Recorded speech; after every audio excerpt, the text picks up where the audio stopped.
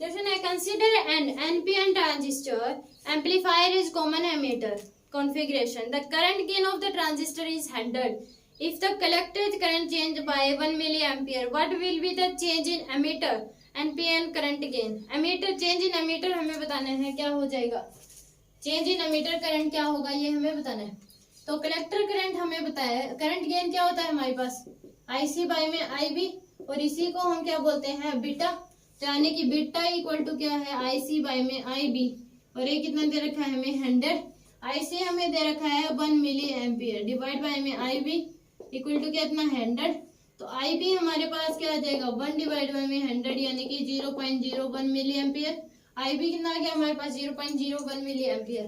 IE निकालना है हमें, तो IE इक्वल टू क्या होता है IC plus IB, IE equal to क्या होता है IC प्लस IB, तो IE इक्वल टू क्या हो जाएगा डेल्टा E, तो IC कितना है हमारे पास 1 मिली एम्पियर प्लस IB कितना है 0.01 मिली एम्पियर, तो डेल्टा IE क्या आ जाएगा हमारे पास